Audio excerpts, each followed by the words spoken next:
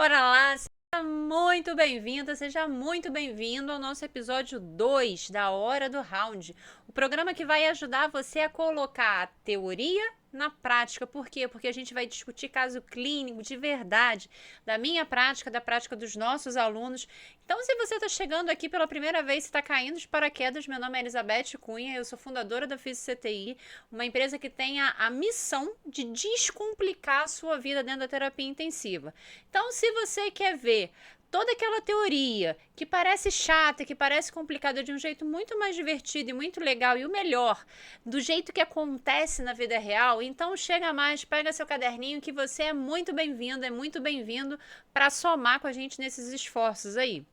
E a Hora do Round é mais uma iniciativa da CTI de levar conhecimento em saúde, de levar educação continuada em saúde por esse Brasilzão aí afora. Então, para ajudar a gente nesse compromisso, eu vou te pedir um favor.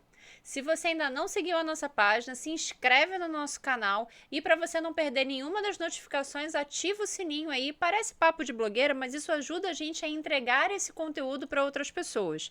E aí comenta, diz o que você achou, fala da aula, sugere novos temas. Por quê? Porque esse programa é feito para vocês. Então, quanto mais vocês participam, quanto mais vocês trazem para a gente dúvidas, sugestões, a gente trata aqui e tenta sempre implementar tudo de novo que vocês colocam pra gente, porque, como eu falei, esse programa é pensado para ajudar a vida de vocês, para descomplicar a vida de vocês. E lembra de uma coisa, não é porque um assunto é sério que ele precisa ser chato. E a nossa missão é fazer com que o ensino das competências que você precisa para trabalhar em terapia intensiva sejam vistas de uma forma muito mais legal, muito mais divertida e muito mais leve, para que você não fique traumatizado. Porque quando a gente traumatiza, a gente não aprende direito, a gente decora. E essa não é a minha intenção aqui, beleza?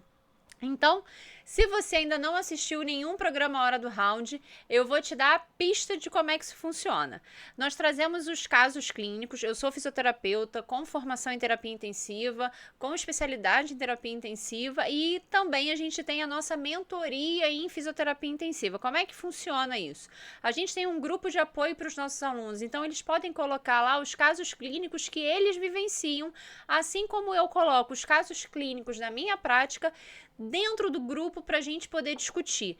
Por que isso? Porque muitas vezes, se você vê só a teoria, você não entende como é que isso se encaixa no caso do paciente. Porque, olha, vou te contar uma coisa, nem sempre é ou quase nunca é como aparece no livro. Nunca vai aparecer um paciente que tem só DPOC, ou que tem só insuficiência cardíaca, ou que tem só SARA. Não, essas coisas se misturam e você precisa saber entender como é que você vai agir em todo esse processo, beleza? Então, a Hora do Round, ela nasce nesse papel de trazer um olhar multidisciplinar, porque a nossa intenção é trazer outros profissionais aqui para discutir os casos junto com a gente, e também esse olhar fora da caixa, esse olhar fora do livro, fora do olhar específico para a patologia. Afinal, o seu paciente não é só um par de pulmão e um coração, beleza?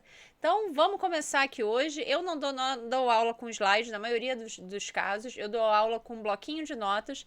Então, pega o seu caderninho aí para a gente começar as anotações.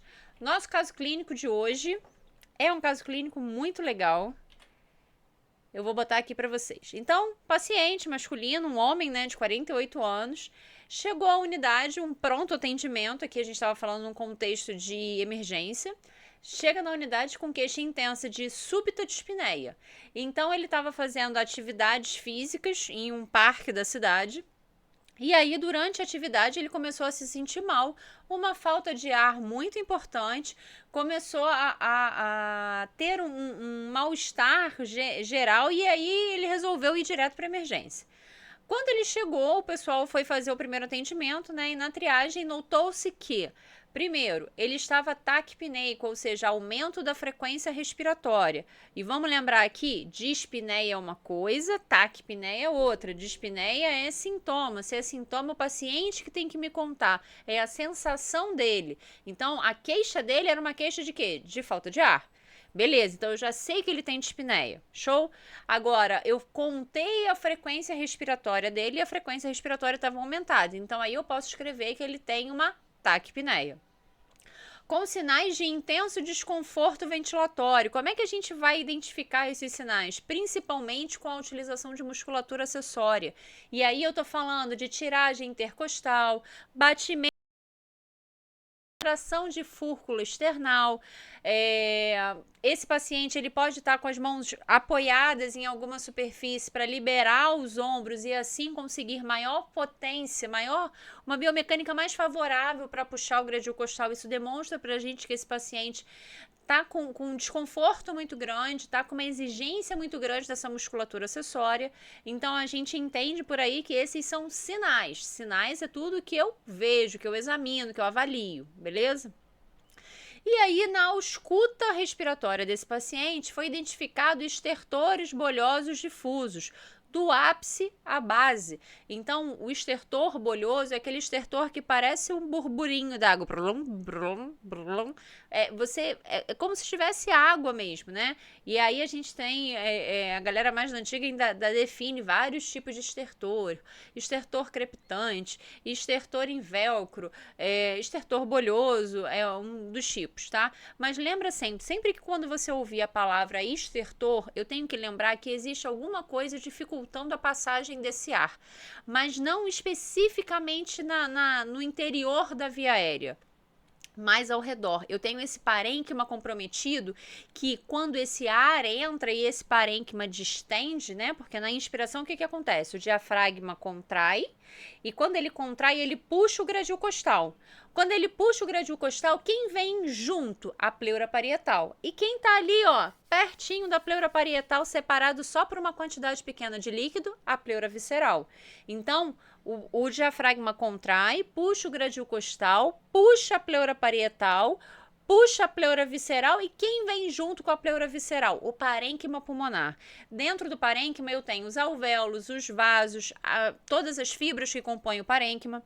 Então, quando eu respiro, né, quando esse paciente respira e o diafragma contrai por esse movimento de interdependência, todo esse conjunto é estirado, né, e o parênquima é estirado no pacote, se eu tenho alguma alteração ali naquele parênquima, eu vou ter um barulho. E esse barulho é o que a gente chama muitas vezes de estertor, né?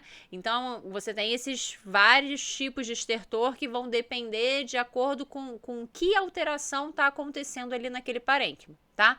Esse estertor bolhoso já dá uma pista pra gente. O que tem ali? Provavelmente tem água, tá? E aí esse paciente relata tosse com expectoração rósea.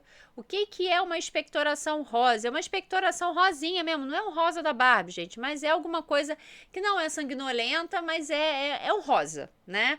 E isso é um sinal característico de um determinado tipo de situação, beleza? Mas vamos continuar aqui com a nossa avaliação para a gente entender o que está rolando nesse paciente. Então, ó, sinais vitais. Como é que esse paciente estava? Com uma frequência cardíaca de 120 batimentos por minuto, ou seja, esse paciente estava taquicárdico, o que não era de se estranhar num paciente que está com um desconforto intenso, né? Tudo que vai provocar um desconforto nesse paciente tende a elevar a frequência cardíaca, tá? Mas nesse paciente aqui, além dele estar vindo da atividade física, né, que ele estava fazendo uma atividade física, ele cursou com uma dispneia intensa, então ele estava com uma dificuldade para respirar. Então, uma das respostas que o nosso corpo tem é aumentar a frequência cardíaca. Show? E aí a pressão arterial desse cidadão estava com 190 por 110. Isso pra gente é uma hipertensão, né? Tava com uma pressão arterial muito elevada. Uma temperatura axilar de 37 que condiz com esse paciente tá ali se exercitando e tal. E um Borg de 9. Esse Borg é um Borg adaptado para dispneia. Então você tanto pode utilizar aquela reguinha colorida, que é o mais indicado, né? Que a reguinha colorida vai do 0 ao 10, e aí no 0 é o verdinho e no 10 é o vermelhinho, que tem as carinhas, né, indicando o esforço. Ou você pode perguntar para o paciente: olha, seu João, de 0 a 10, quanto tá a sua falta de ar? E aí você tem que explicar, tá? Não basta dizer isso. Ó, 0, o senhor não tem falta de ar nenhuma. 10, está impossível de respirar. Quanto o senhor caracteriza de 0 a 10? Esse paciente disse pra gente 9. beleza? Ou seja, ele estava com uma sensação muito importante de falta de ar. E aí, a gente tem que lembrar o seguinte, um paciente que está relatando um Borg 9, ele está numa situação periclitante, precisando que alguém haja imediatamente. Por que ele está com essa sensação tão grande de falta de ar? E aí, ao exame, esse paciente, ele relatava que ele não estava conseguindo respirar, que ele estava com a sensação de que ele ia morrer ali. Então, isso é bem característico desse quadro, tá? Pegamos uma gasometria arterial. A gente não, né? No caso, eu sou fisioterapeuta, a gente solicita ao médico ou ao enfermeiro. E nessa gasometria, o que a gente acha, né? Acha aqui, ó, um pH de 7,5, uma PCO2 de 28, uma PO2 de 60, lactato de meio, bicarbonato de 24 e uma saturação de 88. Vamos lá, eu sei que você fica agoniado com gasometria, mas não se agonie. Vamos resolver isso aqui agora. Show? Deixa eu botar o meu carregador aqui, porque senão o negócio não funciona. Para variar, eu esqueci de botar o computador para carregar. Mas não se aflija não, já tá aqui na mão. Opa. Beleza? Beleza pura.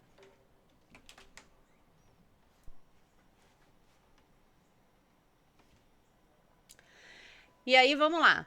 Não se agonie com essa gasometria. Presta atenção. Se você tem dúvida da gasometria, você vai utilizar a boa e velha setinha. E aí você vai seguir o seguinte roteiro para você avaliar a gasometria. Primeiro de tudo, vamos ver o pH.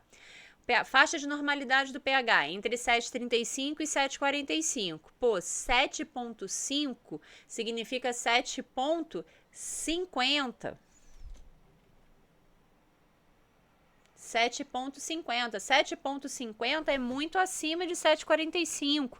Então, o que a gente tem aí? Quando esse pH está alto, a gente tem uma alcalose.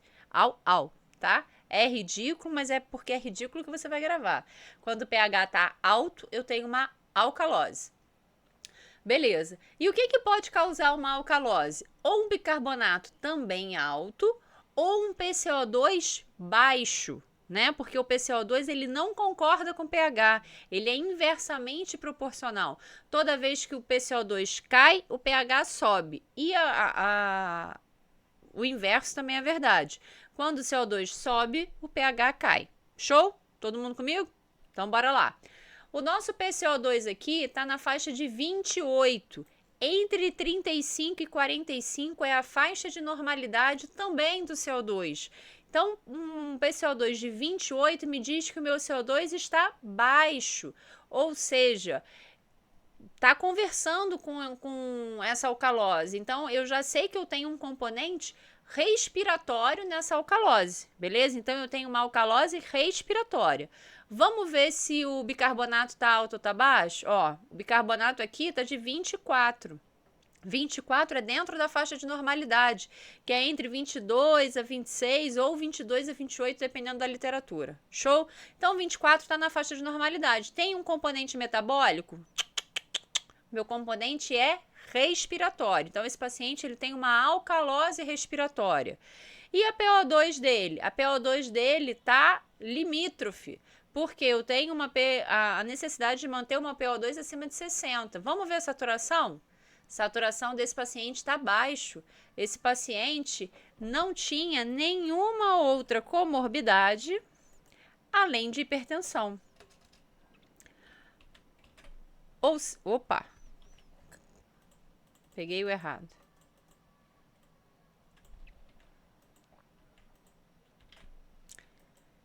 Então, se é um paciente que tem alguma doença pulmonar prévia, o que eu vou esperar? Uma saturação mais baixa.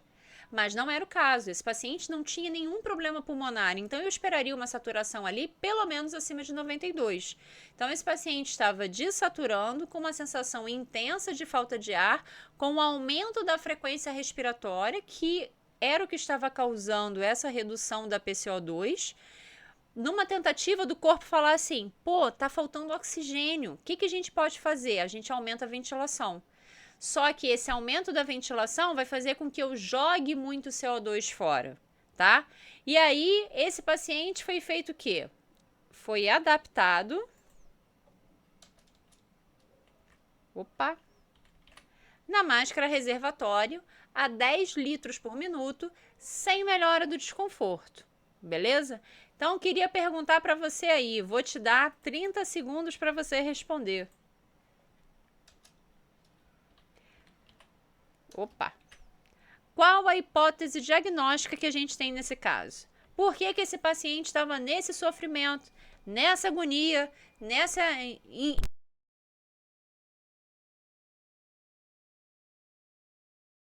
Se quiser, pode botar no chat, tá? Essa aula que tá indo para vocês é uma gravação.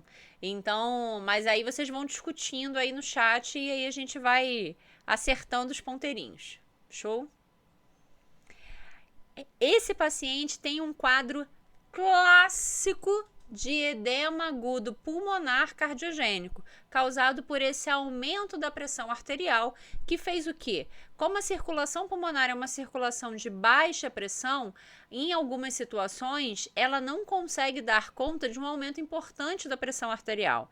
Esse paciente estava com uma pressão, como eu falei para vocês, uma pressão arterial aqui, ó, de 19 por 11, né? 190 por 110. Ou seja, ele estava hipertenso, tinha feito atividade física. Na atividade física, a gente já espera algum grau de congestão, né? Porque a gente tem um aumento do fluxo sanguíneo ali, e você pode ter um pequeno extravasamento que é compensado normalmente com o término do exercício.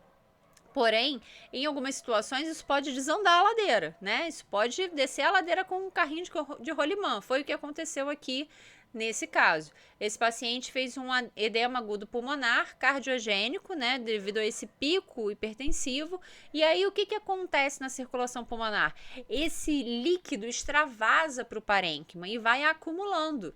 Acumula dentro do parênquima e em seguida ele acumula dentro do alvéolo. É por isso que esse paciente tem uma expectoração rósea, que é esse líquido, digamos assim, filtrado, que chega no parênquima, extravasa para o alvéolo e quando o paciente tosse pode sair, beleza? Então, essa expectoração rósea é um sinal muito característico, muito clássico de edema agudo pulmonar. Nesse caso, né, então vamos botar aqui. Opa! Qual é o nosso mistério? Edema agudo pulmonar cardiogênico. Beth, tem outros tipos de edema agudo pulmonar? Tem. Você pode fazer por uma urgência dialítica, por exemplo. Foi o caso da nossa primeira aula, tá? Vamos lá. Presta atenção aqui. Mas esse não é o único, tá? Tem algumas causas de edema agudo pulmonar. Opa, faltou um C aqui. Esse paciente se encontra em respiratória? Sim, ele está numa insuficiência respiratória aguda. Fez um quadro assim, ó, imediato. Então, ele está assim. Qual seria a nossa primeira abordagem? Abordagem inicial para esse paciente? A abordagem inicial para esse paciente seria, sem pensar duas vezes, uma VNI. Qual modo? Um CPAP, beleza? Por que o CPAP e não o BIPAP? O problema desse paciente não era a ventilação. Não tinha nada que dificultasse a entrada e saída do ar. A musculatura dele respiratória estava íntegra, ele não tinha falência de bomba muscular. Qual era o problema dele? Era o problema de difusão. Por quê? Estava cheio de líquido ali entre o espaço, no espaço entre o alvéolo e o capilar. O alvéolo estava cheio de líquido, então o ar não chegava efetivamente lá no alvéolo para poder fazer a troca. Então, a utilização da VNI nesse caso era para fazer uma estabilidade alveolar, ajudar esse líquido a voltar para o vaso. Então você não precisaria incrementar o volume corrente que esse paciente estava fazendo, você só precisava de estabilização alveolar. Então o CPAP é a melhor opção, beleza? Ah, Beth, então sempre que for edema agudo pulmonar eu vou utilizar CPAP? Gente, aprende uma coisa, na área da saúde não existe nunca e não existe sempre. ok? A gente vai, na maioria das vezes, utilizar o CPAP. Mas, por exemplo, se você pega um paciente DPOC que descompensou por algum motivo e fez um edema agudo pulmonar, de repente esse paciente também está retendo CO2. Então, nada dispensa a sua avaliação à beira-leito, beleza? É por isso que eu gosto de ensinar sempre assim: precisa melhorar o volume corrente? Beleza, então BiPAP. Não precisa melhorar o volume corrente, o problema é em outro aspecto, é o CPAP, ok? Então a gente vai entender dessa forma. Então, esse paciente se beneficiaria muito da VNI com CPAP e principalmente do controle da pressão arterial. Por quê? O que levou a todo esse quadro? A hipertensão. Então, precisaria controlar essa pressão desse paciente para aí sim você saber como é que ia manejar. Nesse caso específico, vou contar para vocês o final da história, tá? Esse paciente, como eu falei para vocês, ele foi numa unidade de pronto atendimento. Essa unidade de pronto atendimento não tinha fisioterapeuta e a equipe médica de enfermagem que estava lá não sabia utilizar a VNI. Então, eles tomaram a medida que era mais plausível para eles naquele momento, tendo em vista que eles não sabiam utilizar a VNI. Intubaram esse paciente. Eu recebi esse paciente no meu plantão, no CTI, intubado por conta de um edema agudo pulmonar. E aí esse paciente, ele chegou já com 4 dias de tubo, já começando a acordar, já em PSV, com bons parâmetros. E aí, quando eu recebi esse paciente, eu não estubei. Por que eu não estubei esse paciente imediatamente? Porque apesar dele ter todos os parâmetros referentes a uma boa resposta ventilatória, uma boa resposta com redução de parâmetros, com um bom nível neurológico, a pressão ainda não estava controlada. Ele estava com níveis altíssimos de antihipertensivo e a pressão não baixava. O que iria acontecer naquele momento se a gente estubasse aquele paciente e deixasse ele em área ambiente? Ia fazer um novo edema agudo pulmonar. Então lembra que quando a gente fala de desmame, a gente fala em resolução ou controle da causa base, porque senão não adianta você tirar aquele paciente do tubo, beleza? Ah, Beth, poderia ter utilizado ali um contexto de uma VNI facilitadora? Poderia. Seria um bom caminho para esse paciente, mas aí você precisa de toda uma equipe remando junto. Então, assim, na época isso não era possível. Então, a gente esperou mais um tempinho, conseguiu controlar a pressão dele, e aí depois que conseguiu controlar a pressão, estubou e ele foi lindo, ótimo, tudo certo para casa. Beleza? Então, essa é uma forma de mostrar para vocês como é o manejo desse paciente.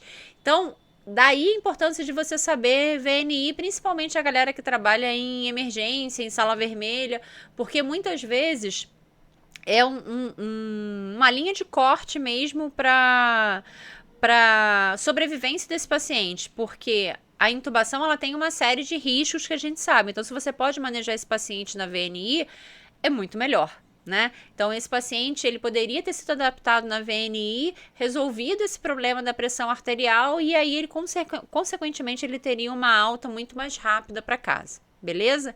Então a ideia da gente é fazer vocês entenderem dentro desse contexto onde se encaixa cada um dos recursos. Olha, consegui cumprir meu tempo de 30 minutos de aula, mas queria que vocês deixassem um comentário aqui embaixo de quais temas que vocês têm dúvida, o que vocês têm dúvida de VNI ou de outros aspectos relacionados à terapia intensiva, que a gente vai trazendo os casos aí para poder mostrar isso para vocês. E a gente ainda tá com inscrições abertas para nossa turma de VNI, que vai acontecer presencialmente no Rio de Janeiro, no dia 29 agora de junho, das 9 às 17 horas. A gente vai deixar o link aqui na descrição do vídeo, se você quiser participar ainda, dá tempo, eu tenho mais 3 vagas para essa turma, então corre lá para você, se você tiver interesse em fazer esse curso, de ter esse aprendizado diferenciado, porque a gente vai levar equipamento para a sala de aula, a gente vai trazer caso clínico para discussão, vou mostrar para vocês os fundamentos, parâmetros de admissão e tudo isso que você precisa saber para manejar a VNI de uma maneira adequada, beleza? Então, fica com a gente que semana que vem a gente vai trazer um outro caso super especial para poder discutir, ok? Tô esperando vocês na próxima aula. Ah, e uma coisinha. passa lá no nosso Instagram, deixa o seu comentário sobre a aula de hoje, a sua opinião da aula de hoje, porque isso é muito importante para a gente poder planejar os próximos conteúdos, beleza? Tô esperando você na semana que vem. Beijo grande!